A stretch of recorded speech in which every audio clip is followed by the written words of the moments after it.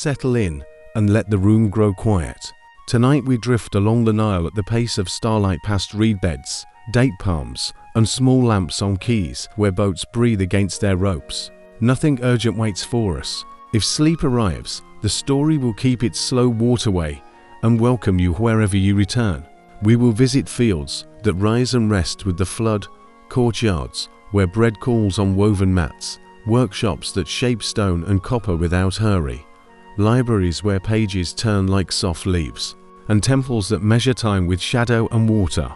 When tradition speaks, I'll say tradition remembers. When records are firm, I'll say records suggest, and then we move on. Our quiet guide will be a single lamp by the river's steady light, kind edges, fair mornings. The first part. Night gathers over the Nile like silk laid gently on water. A small boat drifts near the bank where papyrus leans and listens. On the prow, a lamp in a clay shade keeps a modest circle of light insects orbit it as if it were a tiny moon. Oars rest in their thole pins. The river says the same calm thing it has said for thousands of seasons. I will come, I will go, and life will keep time with me. On shore, a path of packed earth runs between low garden walls. A woman lifts a jar from a cool niche of her courtyard and tests the lid with her thumb. She leaves the jar by the doorway, for the morning bread needs water, and the oven likes company when it wakes. The courtyard smells of baked clay and clean straw. Against one wall, bundles of reeds lie ready to edge a bed against another. A simple wooden yoke waits, like a smile for the shoulders that will carry it. Not far away stands a stair that goes down into shadow and water. Its steps are old friends of the river, carved with quiet marks that help people turn rain and distance into breakfast. A caretaker lowers a rod, lifts it, and nods. Enough for fields, not too much for keys. He will write a single line for the market scribe at dawn, and the price of bread will remember the river's mood without anyone needing to speak loudly. A scribe sits by a lamp that is barely more than an ember and draws neat signs on a strip of smooth fiber. He says each word softly as he writes it, letting sound and ink agree. His list is not dramatic. Loaves for the crews, oil for the lamps and the long haul, 2 jars of beer for the mason's team, a coil of rope for the ferry. He ties the strip with dyed thread, smiles at the knot's memory, and sets it under a weight so it will learn to lie flat for the morning. Across the lane, a baker checks his oven, a dome of warm clay that breathes like a sleeping animal. He taps a loaf with 2 fingers and listens for the hollow he trusts. He lines the cooling shelf with woven mats and lays the bread out so steam can leave without scalding the crust. The first birds will have a few crumbs. The first watchman to pass will be given the heel.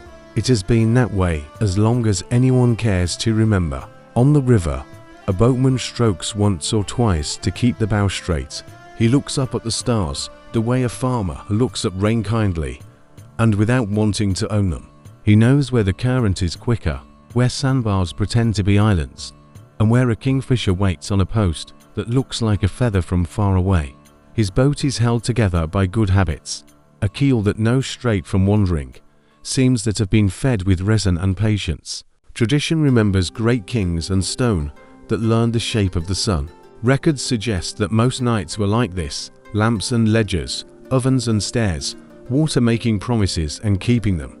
The grand places slept because the small places worked fields, ferries, courtyards, granaries.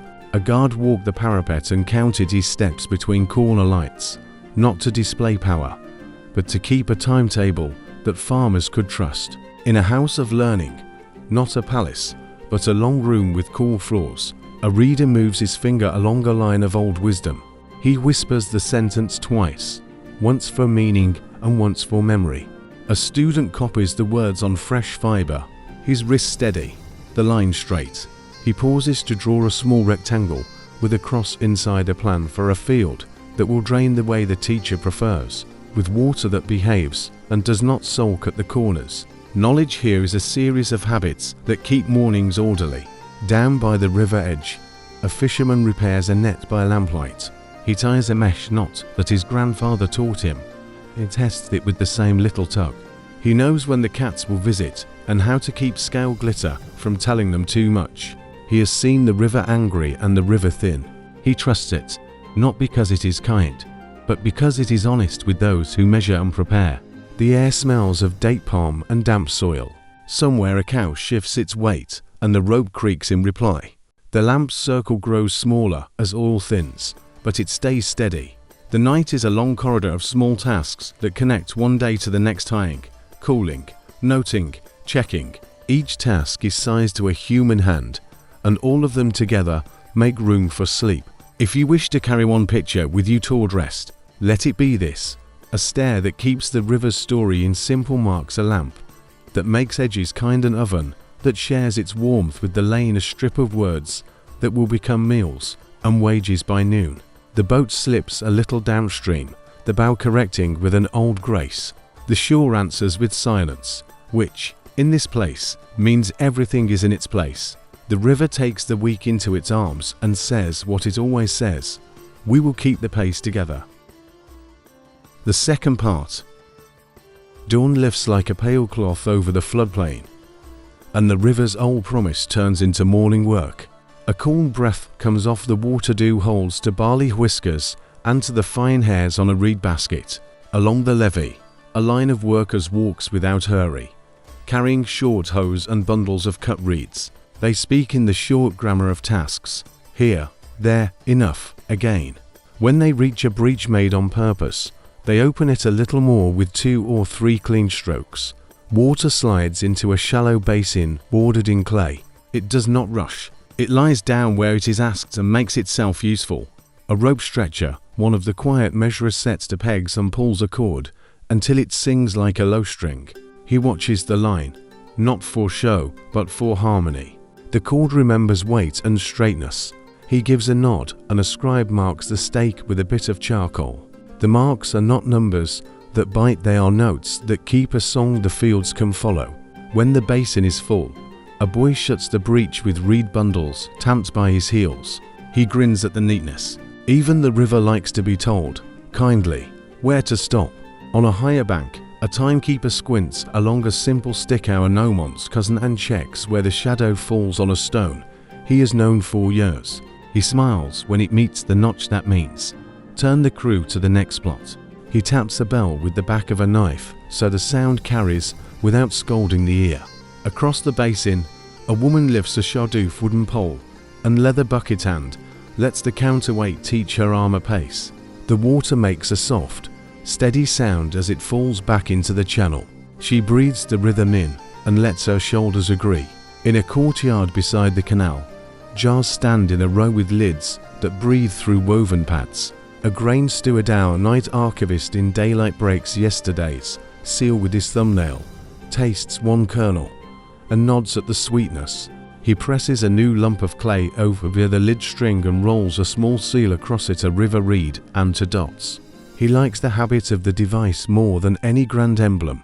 Anyone can copy a reed, and to dots, that is the point. It makes borrowing and returning simple, and argument short. The bakery wakes as the sun reaches the first palm fronds.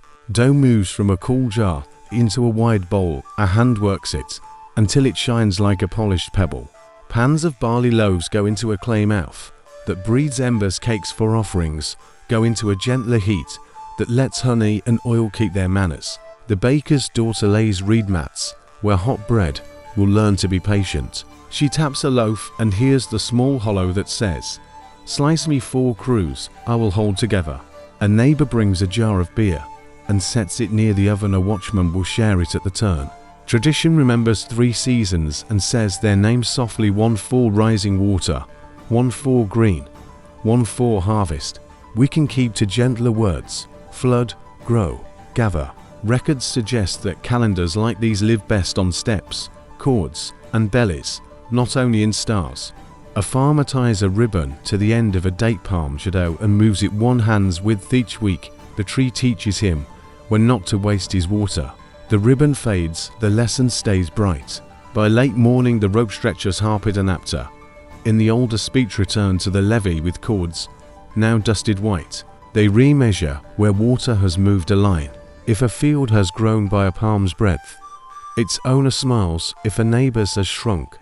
A scribe adjusts a list with a calm hand, and to witnesses, the words spoken are light. The ink is steady. Tax feels less like a taker and more like a schedule when the cord has sung its song in the open. Downriver, barges ride low with sacks of grain stacked like warm bricks. A pilot squints at the current and the narrow tongues of sand that pretend to be friends. He gives the oars to long thoughts. The barge listens and shifts a finger's breadth.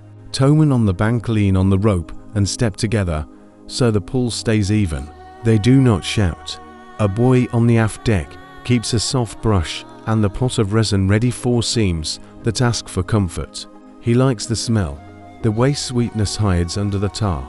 At the key of the storehouse, a clerk sits with a reed stylus and a piece of smooth fibre.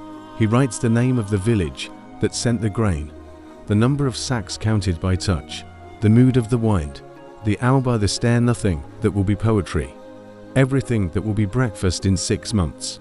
He hands the strip to a steward, who reads it twice sound and ink and nods at the harmony. Clay lumps grow a forest of fingerprints on the storehouse door. A cat walks through the shadow and leaves no record at all. We thank it anyway. In the shadow of a grove, a small school works without fuss.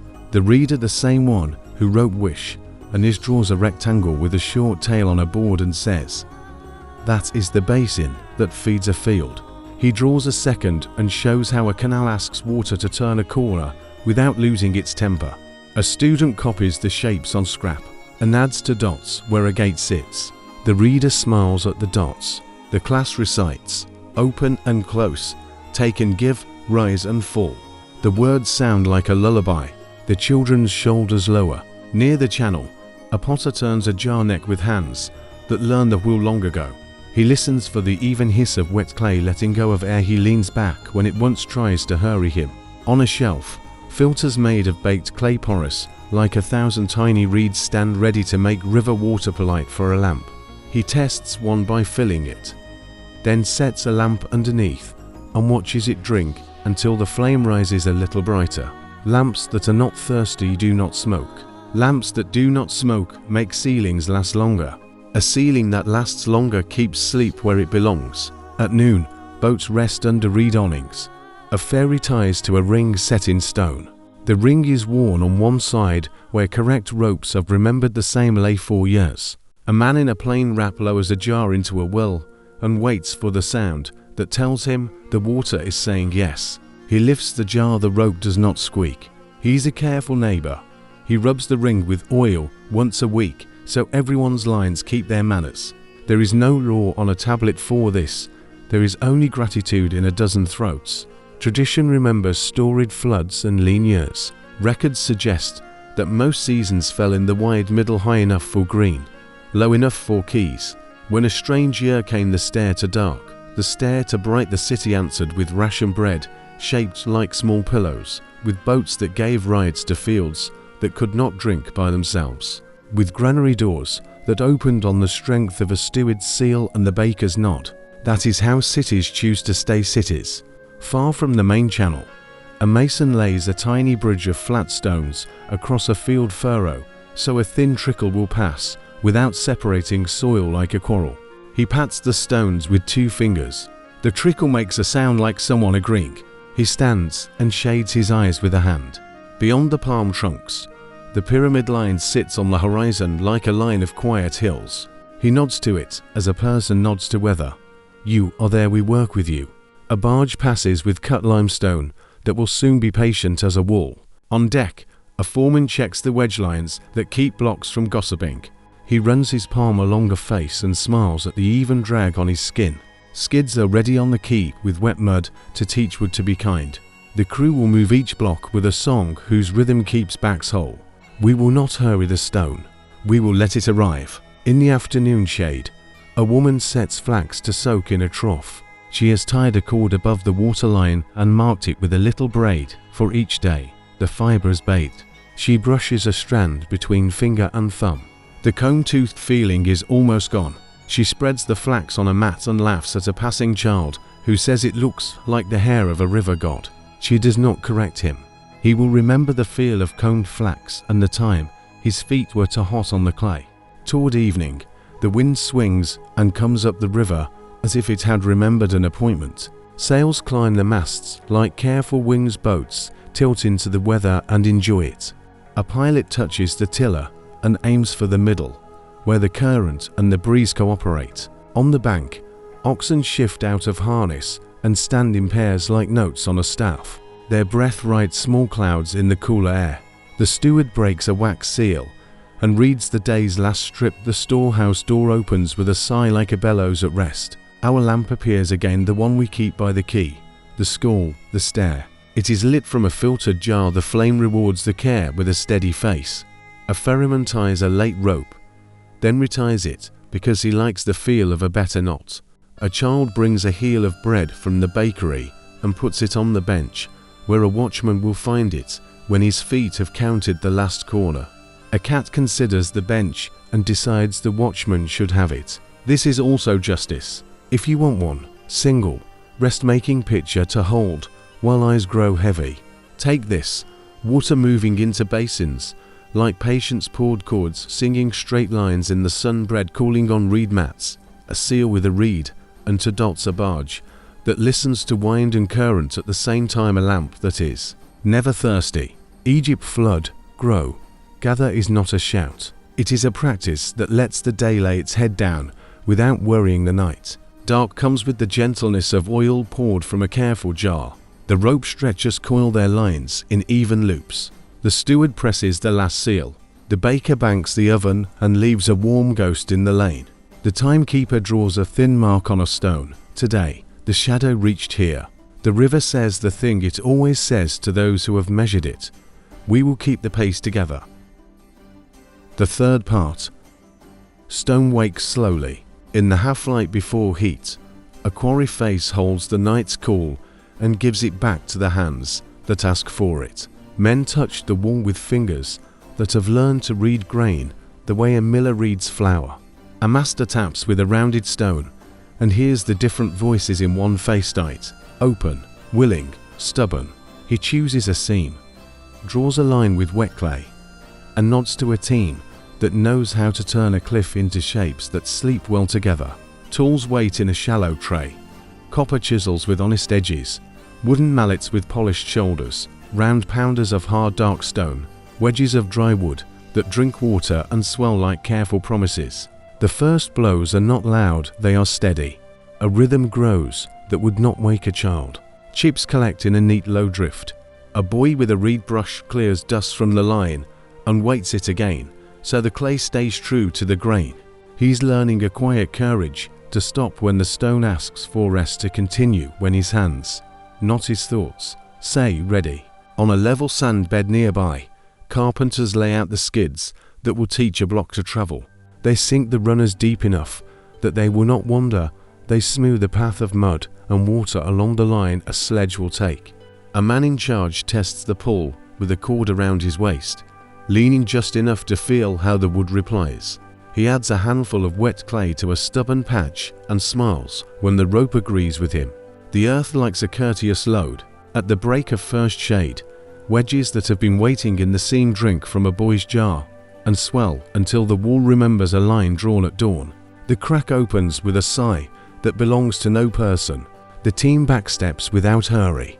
A sledge yawns like a friendly beast, and the new block settles onto it as if it had been thinking about this moment for 100 summers. A reed mat goes between wood and stone. No one needs to say why, it has always made sense. Along the slope, a line of men takes the rope, not in a shout, but in a hum.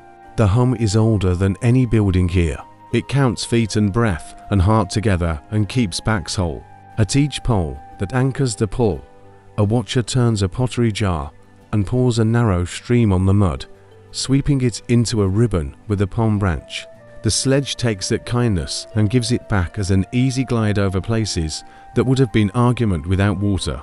The boy with the brush walks beside the sledge and strokes the block's corner now and then, as if to reassure it. Down on the river flat, barges wait in a narrow channel shaded by sycamores. The water is high and thoughtful. Timbers creak in low, reasonable voices. A pilot watches a wind line move across the current and sets his mind to the diagonal where tug and flow will be friends. The sledge arrives with its cargo. Ropes run from shore to hull have a simple lace. Each knot is a sentence learned long ago. The block joins a company of other blocks and does not try to be special among them. Men wedge it against a neighbor and touch the gap with a thin sliver of wood until it stops speaking.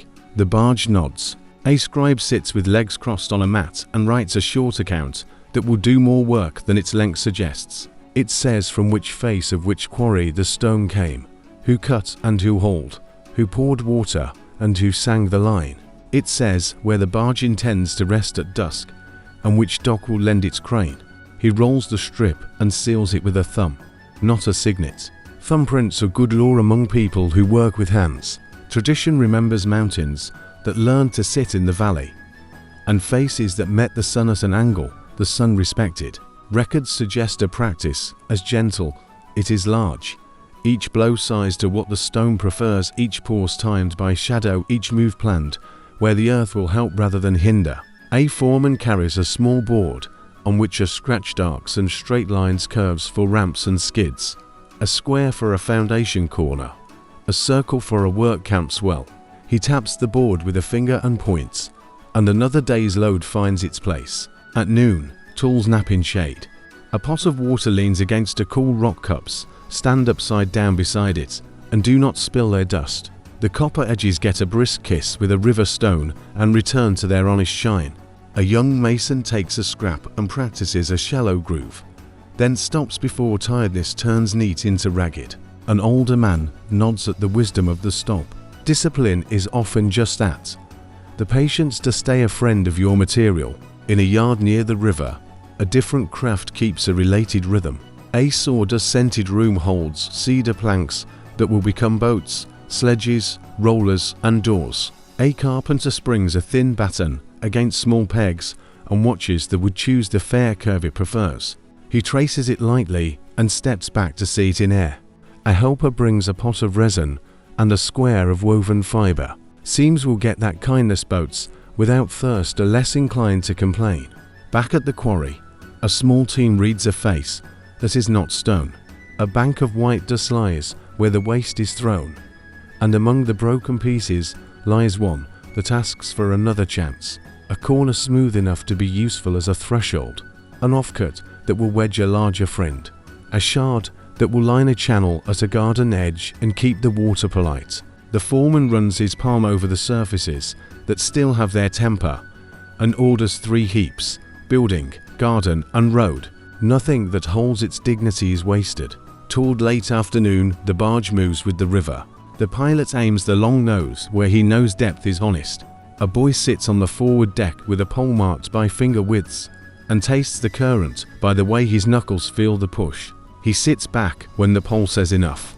A man at the stern runs a thumb over the tiller, oar's warm place, and smiles at the exactness of the familiar groove. The river says yes and carries. At the dockyard, men roll wet mud under skids to welcome stone to ground.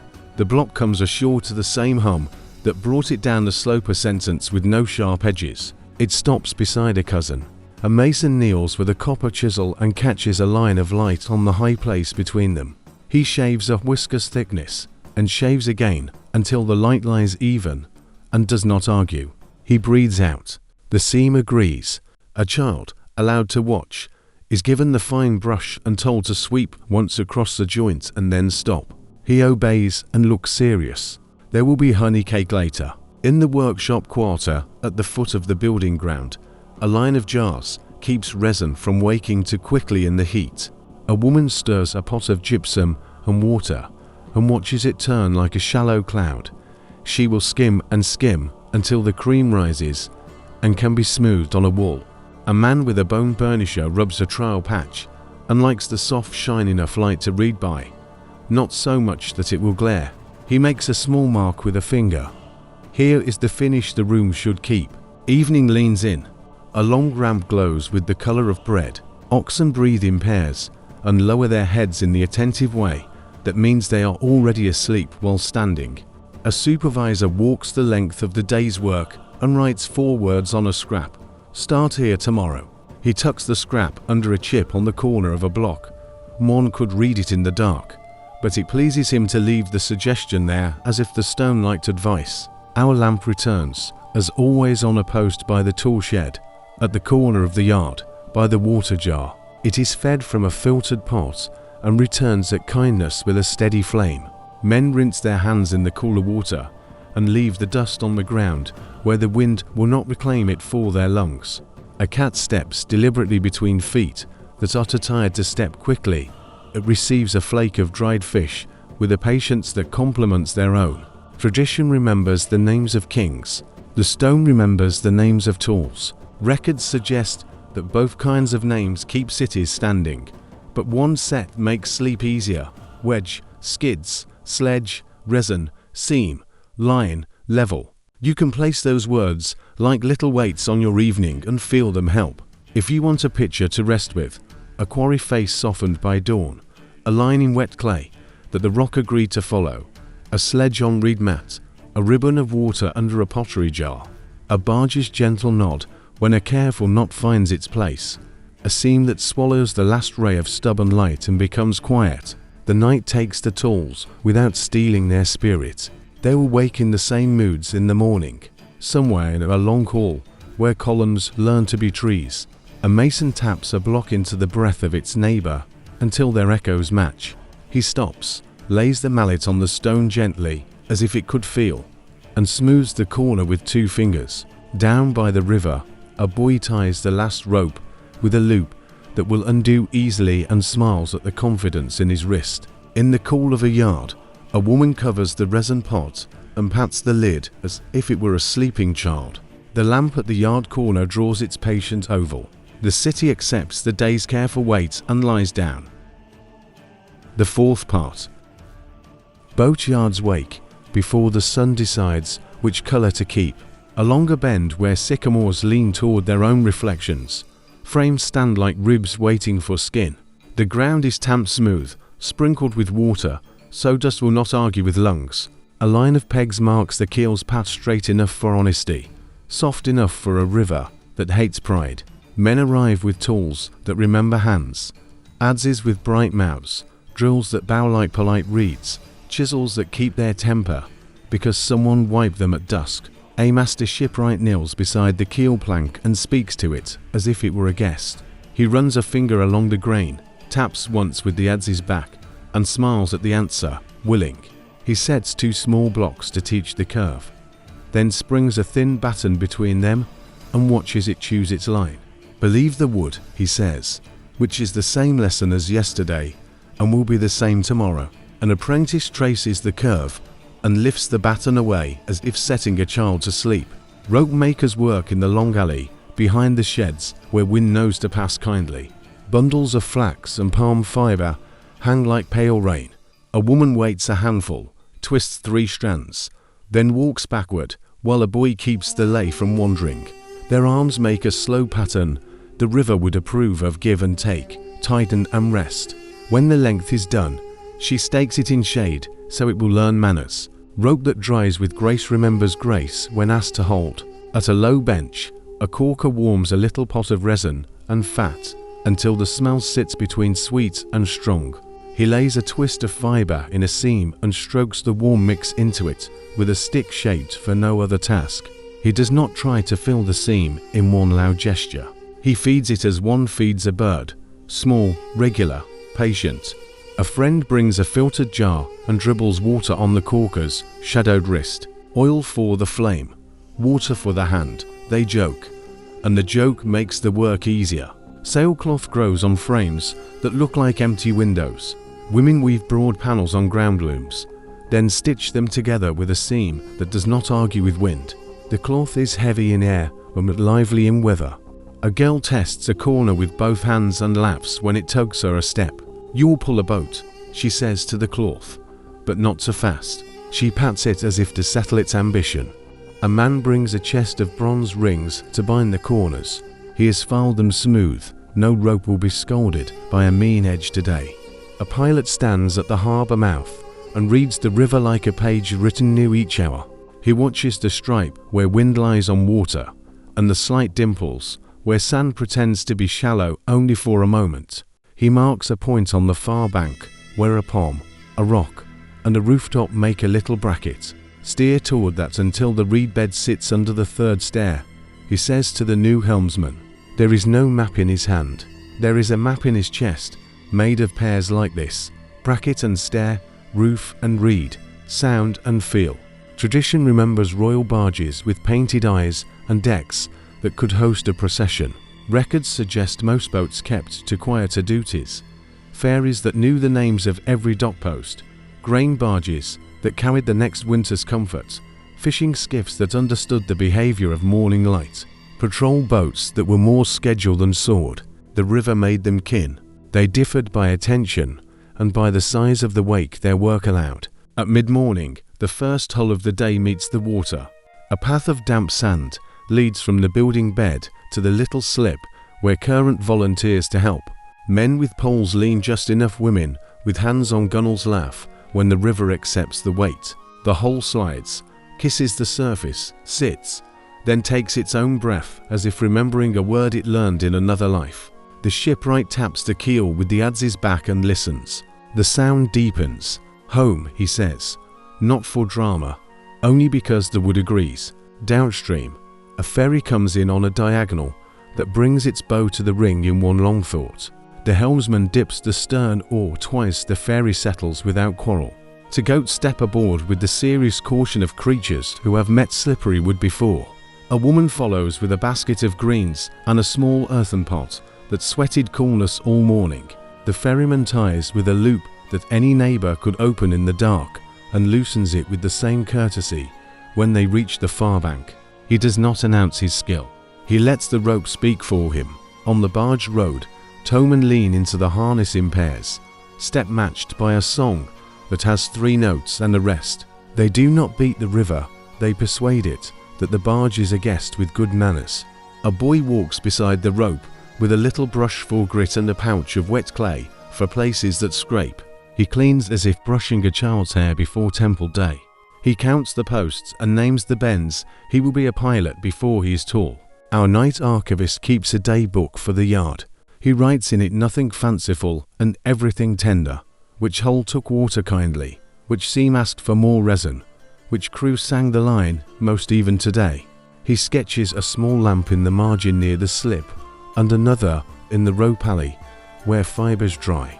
He likes to see the lamps land on the page where people will reach when light is thin. He writes in a small hand, "Return here when lost." At the edge of the yard, a carpenter teaches a child to split a plank with wedges and a patient ear. "Listen for the run," he says.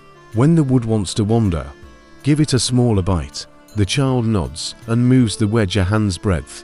The plank opens with a sigh that is all relief and no complaint. They stand the boards against a wall in shade. Every boat is a family of such size, the carpenter says. You will hear them if you don't hurry. Afternoon heat raises the smell of wet rope and resin like a bomb. A caulker covers his pot and sets it on a cool tile.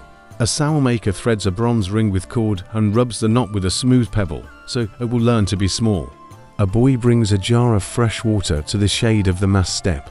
He pours a little where feet will stand tomorrow. He wants the wood to remember kindness when asked for work. Along the quiet backwater, fishermen set reed traps in a pattern that looks like a necklace laid gently on the surface. They align the little fences with the angle of reed shadows and the habit of fish that prefer to travel in company. A net dries on poles, learning to be light again. A cat settles under the net where water makes the air a degree kinder. No one asks the cat to earn its place it already has.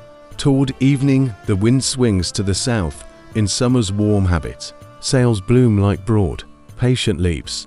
The pilot calls for sheets to be brought just snug. Not more. A river does not like to be bullied.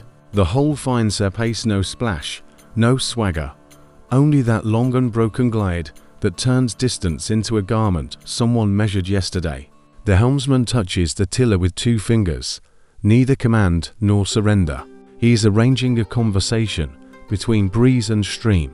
On the far bank, a small workshop makes oars. The master lays one against a chalkboard where he keeps the curve that has never lied to him. He checks the loom for straightness, the blade for a twist that can be loved but not indulged. He rubs a little oil into the grip and sets the oar on pegs to teach it dry. He turns to his apprentice and says the day's only loud word, enough. It is not a scold, it is a promise that tomorrow will finish what today began. A patrol boat passes with 3 quiet men who look not for danger, but for drift. Logs that could bruise a ferry, a dead animal that will ask for a hands and cloth, a patch of hyacinth that needs to be steered into a cove and invited to live there instead of in the channel. They carry hooks and poles on the com ledger. The helmsman nods to a shrine on a low mounder. Lamp in a recess end tips the tiller a finger to pass in the lane the shrine prefers. He does not expect help. He pays attention. Tradition remembers processions along the water banners in the breeze. Musicians who knew what to play when the boat's shadow touched a certain stair. Those days came, and they were beautiful. Records suggest the river liked the quiet days best. Lines of boats that look like thoughts, each minding its lane, ferries at their rings, barges at their posts, fishers leaving a space where herons feed, pilots raising a hand to the same wind and agreeing without a word what it means. That is how a long country learns to be one boat. If you want a single, sleep-sized picture to keep, make it this: a hole taking water with relief, rope drying in shade with its lay remembered, a sail waiting in a frame, a window to tomorrow, a pilot pointing to a bracket of palm, rock, and roof, a corker touching a seam with kindness. The lamp at the slip answers with its oval on the brown-green water. It says what all lamps in this story say. Edges will be kind, morning will be fair, evening lowers itself like a net. The shipwright covers tools and leaves them where they can find themselves in the dark. The rope alley grows quiet except for the small talk of fibers finishing their rest. The ferryman coils his line in a shape that will open without fuss at dawn. The pilot runs a thumb along the tiller's warm place and feels the exactness of familiar wood. Then he turns his lamp down to a bead and sits for a minute longer than he needs to, remembering the bracket, palm, rock, roof, and trusting that it will be there in the morning with the same good face. The 5th part. In the cool before noon, reed cutters slide their boats into a quiet side channel where papyrus grows thick as a kindly fence. The stalks are taller than a man and soft to the hand where the green begins to pale. A cutter presses his thumb against a stem and listens with his palm. When the fiber hums, he makes a single, low slice. The stalk falls with a sigh that would not wake a dozing ibis. Bundles stack in the boat like careful sentences waiting for ink. On a shaded bank, women peel the green skin to reveal the pale heart. A knife follows the length in thin, obedient ribbons. They lay the strips into gentle rows, one north, two south, one east, two west, so the fibers can hold each other, the way neighbors do at market when the crowd grows warm. A stone, smooth as river talk, presses the layers together. Water and plant sugars do most of the work. The hands simply wait without hurrying. By afternoon the sheets lift like soft square leaves. They dry in the shade, so the sun won't teach them to curl. As a low table, an ink maker nudges soot and gum with a drop of clean water from a filtered jar. He rolls the mixture under a small stone until it shines slightly, then feeds it to the mouth of a reed pen he has shaped with patient cuts. He tests a line on a broken shard, a warm shard, clean and flat, and likes the way the stroke begins, settles, and stops without fray. He adds a second cake of red, 4 headings and numbers that ask to be seen, but not shouted. The cakes dry to coins that sleep in a little linen wrap. In the scribe room, mats lie in an even grid under a ceiling that knows how to share shade. A clerk reads a list aloud, not for display, but so the room can agree. Loaves 4 ferry crews, oil 4 lamps in the long haul, barley by measures that everyone can lift. He writes softly and lets the reed hover a breath at the end of each word, a kindness that keeps towels from wandering into the next line. Beside him, a junior hand copies names onto small tags that will hang from jars and baskets. The tags carry a simple seal to dots and a rush. No one needs a king to recognize that. A messenger sits cross-legged with a tray of receipts. He ties each strip with dyed wool, one color for the river's left bank, another for the right, and nests them in a shallow box lined with woven reed. He will carry the box on his lap in a boat and keep his knees against it when wind wakes. His habit is not romantic, it is reliable. People sleep easier when their promises travel in good company. Tradition remembers that Egypt carved speech into stone for the sun to see. Records suggest that most days, words preferred softer bodies, fiber sheets that breathed, astraka shards that took a quick note, labels that brushed apart and then let go at harvest, cords notched with quiet marks. In a storeroom as cool as an afternoon well, a keeper lifts a bundle of scrolls and lets the ends show it at the marsh edge. He turns the bundle once, so the outside sheet will have a chance to be the inside tomorrow. Even pages benefit from small fairnesses. At the school near the quay, the reader draws a square, a line, and a small loop on a practice shard. Field, he says, channel, gate. A child copies the shapes and then adds 2 dots where water should be asked to slow. The class murmurs the lesson like a low river song. Open and close, give and take, rise and rest. A lamp near the doorway makes a warm circle on the floor, dust writes in it briefly and disappears. The reader smiles. That is how a good note behaves, he says. Seen when needed, quiet when not. Afternoon heat moves gently through town. In a courtyard where jars sleep in sand up to their shoulders, a steward handles a strip that lists what was taken this morning and what must return by moonrise. He presses a thumb into a bit of clay and rolls the device rush and dots. The clay accepts the print and looks pleased. He sets the strip under a smooth stone so it will remember to lie flat. Above him, swallows write tiny cursive on the sky. At the edge of the market, a scribe for hire writes letters on clean scraps for those whose hands learned other arts. A woman dictates 3 sentences for a son who rows a barge upriver. The flood came kindly. The old goat kidded at dawn. Your sister set a jar in the cool niche you liked.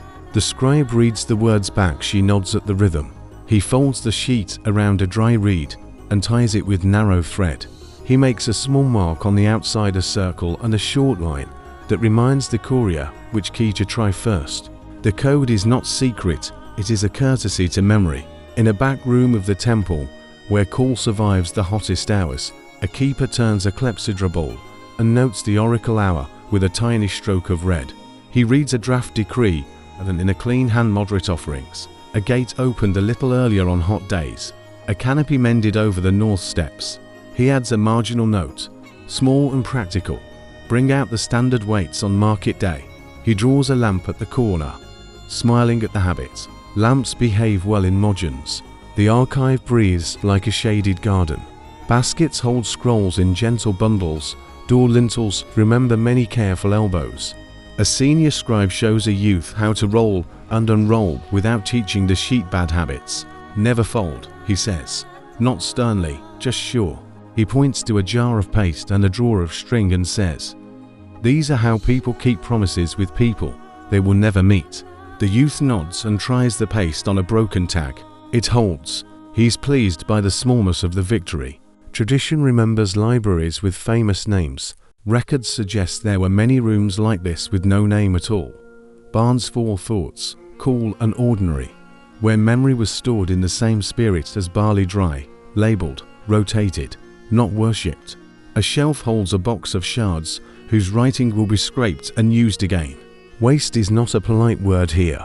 Everything that takes ink has a second life. Toward evening, a courier steps onto a ferry with his shallow box and sits so the strips will not bounce. He nods to the ferryman, who nods to the ring, which nods to the rope. The river accepts them all and says yes in its long voice. Midstream, the courier loosens a tie to check a seal, then reties it because it feels good to retie something exactly as it was. On the far bank, a clerk will read one strip aloud, press a new lump of clay, and return a receipt with a mark that means enough has arrived to sleep on.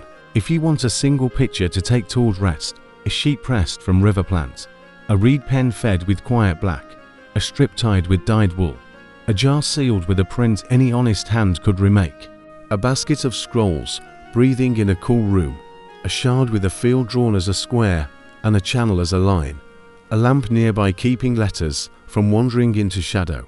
These are not grand monuments. They are the tools that make morning smooth. Night leans in, the ink cakes dry in their wrap. The reed pens sleep points up in a jar, so their mouths will keep their shape. The baskets of scrolls return to their shelves. The room takes on the smell of papyrus and cool clay. In the market, the letter to the barge leaves the hiring scribe's lap and finds the courier's palm.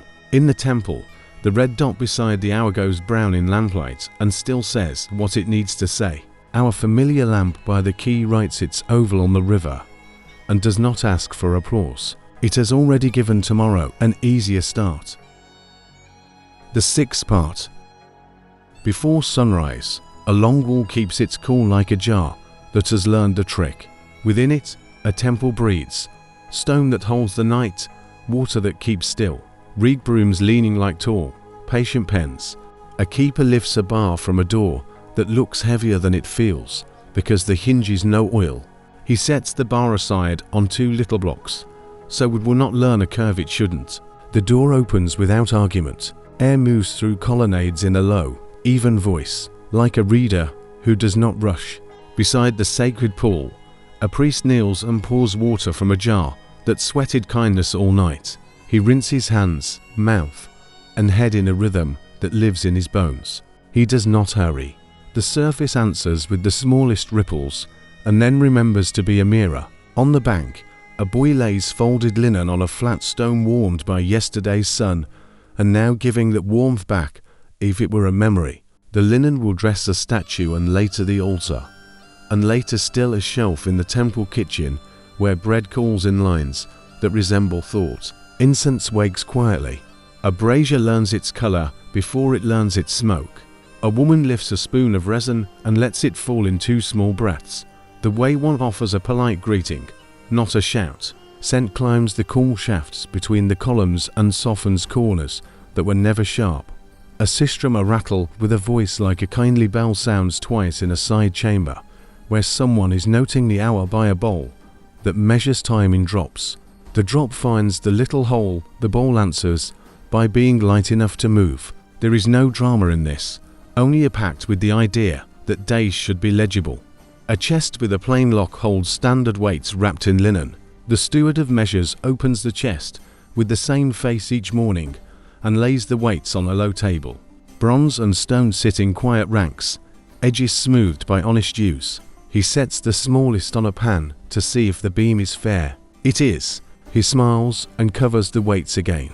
The chest will go to the market after the second hour, and scales all over town will greet their old friends and find their manners. In the shade of the hypostyle, a mason with a cord and plumb reviews a pillar's simple truth. He lets the cord settle against the face, watches the weight stop its little tremble, and marks a hair's breadth with red. He steps back so the mark can be checked by someone who slept elsewhere and brought fresh eyes. A plasterer follows with a shallow dish at a smooth stone. He kisses the high place with lime and water and waits before touching again. Even walls enjoy being treated as if the day were long. On the roof, an astronomer in a wrap the color of early figs watches a star he thinks of as a reliable neighbor. He sights it along the edge of a little notch plank toward a corner of the great gate. When the star walks into the notch, he breathes once and sets a mark. He speaks to the timekeeper in a voice too low to wake birds. The timekeeper writes a red dot on a palm strip and tucks it into his belt. Inside the courts below, doors will open and close with the feeling that life is moving with the sky than with someone's mood. In a side workshop, a goldsmith lays foil so thin it counts as a kind of light. He rubs it onto a wooden figure with wool until the gold forgets it was separate. He hums as he works. A carpenter shapes a little dowel that will secure a hinge without asking attention for itself. A weaver rubs linen with a smooth pebble so it shines like a gentle answer. Their sounds pulse softly like straw, and the room keeps them safe. The temple kitchen wakes without clatter.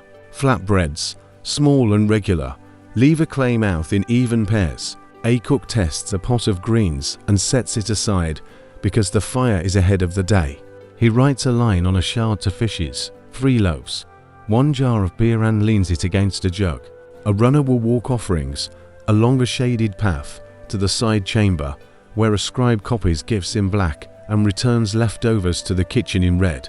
The scribe says the words quietly as he writes them, not for effect, but for agreement, given, received, shared. He presses a small device, a reed, and dots into a knob of clay. The seal looks pleased to have been asked. Tradition remembers processions and songs that lifted roofs without moving stone. Records suggest the temple's most faithful music sounds like paper being turned, water poured without splash, a latch finding its catch, a lamp learning its circle. Visitors with time to spare sometimes stand in the great hall just to listen to the sound of stone cooling. It is not silence. It is a conversation in which nothing argues. In the colonnade that leads to the court of offerings, the sweepers use palm ribs to draw dust into small, reasonable hills. They talk in a grammar of work. Here, here, enough, enough. A third brings a shallow tray and invites the hills to leave. A child follows with a damp cloth and pats the stone until it looks as if it were just now finished. A cat passes and does not disturb anyone because cats understand polite flaws. A priest stands at a niche and sets a small lamp in the same circle he has occupied each morning since he took this duty. He filters lamp oil through a baked, porous cup that sweats cool as thirsty lamp smoke, and smoke scalds paint. The flame rewards the filtering by sitting still and low. The niche remembers faces by the way light touches them. The priest knows the light will be there for the person who needs to find a name in their mind, and remind it that names cannot be lost if the mouth working them was steady. Down a quiet hallway, a reader teaching new hands draws 3 shapes on a shard. A U for a pool, a line for a channel, a small square for a door. Water, path, stop, he says. The class repeats it as if reciting a lullaby. Open and close.